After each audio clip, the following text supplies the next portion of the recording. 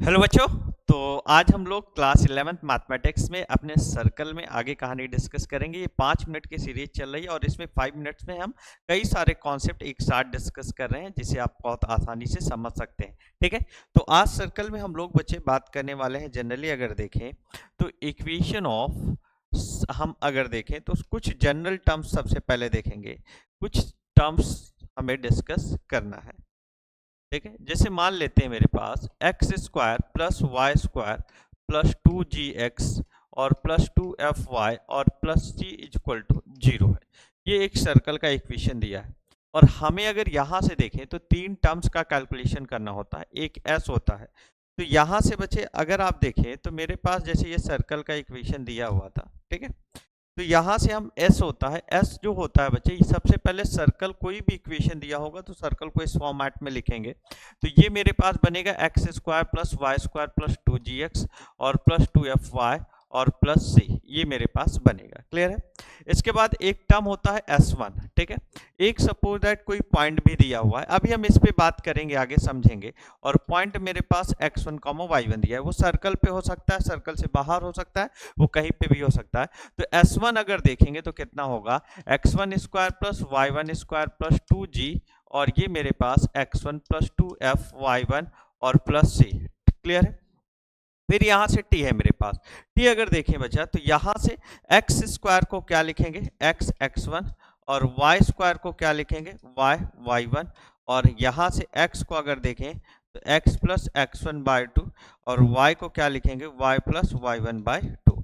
ये हम देखेंगे। ठीक है, तो यहाँ से t को क्या लिखेंगे, x x1 और plus y y1 plus 2g और यहाँ से x प्लस x1 बाय 2 और यहाँ से 2f और y प्लस y1 बाय 2 और प्लस c। ये हमें तीन टर्म्स है सर्कल से रिलेटेड, जो हमें यहाँ पे, ये सर्कल ही नहीं हर जगह बचे, एलिप्स, पैराबोला और हाइपरबोला में भी हमें देखने को मिलेगा। चलिए, अब सबसे पहली बात हम यहाँ से अगर देखें तो अब हमें इक्वेशन ऑफ टैंजेंट की कहानी को समझेंगे कि अगर देखें तो इक्वेशन ऑफ टैंजेंट्स हमें क्या देखने को मिलता है। अगर इस कॉन्सेप्ट से देखेंगे तो इक्वेशन ऑफ टैंजेंट हम आसानी से लिख सकते हैं।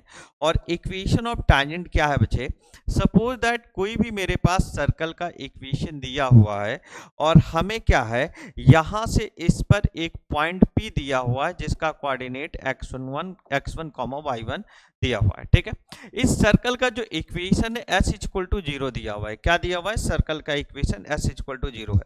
तो यहाँ से इस सर्कल पे जो टैंजेंट है, ये टैंजेंट का जो हम अगर इक्वेशन देखें तो इस टैंजेंट का इक्वेशन हमें अगर देखना है तो इस टैंजेंट का इक्वेशन t इक्वल टू 0 होता है। कितना होता है बच्चे, t इक्वल टू 0। तो सर्कल में अगर देखें तो टैंजेंट का इक्वेशन हमें t इक्वल टू 0 है। यहाँ से अगर हम देखें, सपोज दैट अगर s मेरे पास है, जो सर्कल का इक्वेशन अगर मैं मान लूं जैसे हमने जो पढ़ रखा है, जैसे x square plus y square equal to r square दिया हुआ है, तो सबसे पहले से हमें जनरल फॉर्म में एक लिखना है, तो ये लिखेंगे equal to r square equal to 0। अब s मेरे पास यहाँ से x square plus y square minus r square है। क्लियर है। तो यहाँ से t जो है मेरे पास बचा एक्स x1 और प्लस वाई y1 और माइनस आर स्क्वायर है। तो इक्वेशन ऑफ टैंजेंट कितना होगा, यहाँ से अगर देखें तो इक्वेशन ऑफ टैंजेंट हमें अगर देखें तो t इक्वल टू 0 है। ठीक है, तो ये x x1 plus y y1 और minus r square equal to 0। ठीक है, तो यहाँ से अगर हम देखें तो ये मेरे पास इक्वेशन ऑफ टैंजेंट है। ठीक, ये हमें इक्वेशन ऑफ टैंजेंट है जिसे हमें क्या करना है, समझना है। ठीक है, अब अगर देखें तो आप इसी कॉन्सेप्ट से रिलेटेड कई सारे कॉन्सेप्ट अब एक एक करके आप समझेंगे। फिर हमें एक जनरली देखेंगे बच्चा, पेयर ऑफ टैंजेंट्स का इक्वेशन देखने को मिलता है।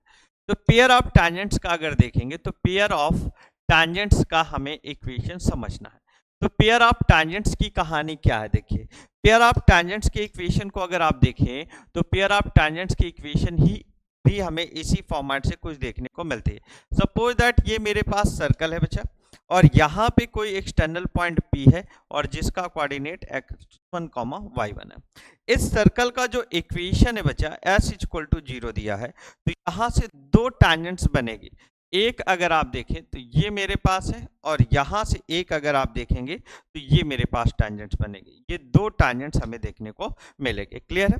तो इन दो टैंजेंट्स में अगर आप देखेंगे तो हमें यहां से क्या समझना है, मेरे पास यहां से अगर देखें तो ये मेरे पास, बहुत ध्यान से समझिएगा, तो ये टैंजेंट्स एक है, एक टैंजेंट्स ये मेरे पास है बच्चा, यहाँ से अगर देखें ये T1 है और ये T2 है, और एक टैंजेंट्स मेरे पास ये है। यहाँ से ये दो टैंजेंट देखने को मिलेगा।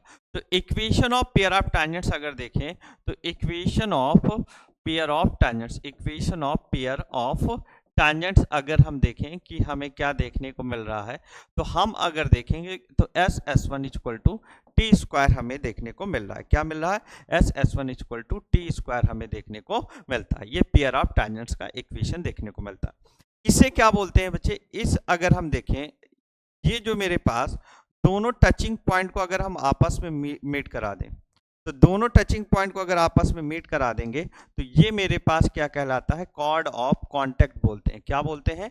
Cord of contact. इसे क्या बोलते हैं बच्चे? कॉर्ड ऑफ कांटेक्ट हम नाम देते हैं। ये क्या कहलाता है? Chord of contact. तो ये बात आपको यहां से क्या करना है? समझ के चलना है। ठीक है? तो इस कॉर्ड ऑफ कांटेक्ट का भी अगर आप इक्वेशन देखें तो टी इक्वल टू हमें 0 देखने को मिलता है। ठीक?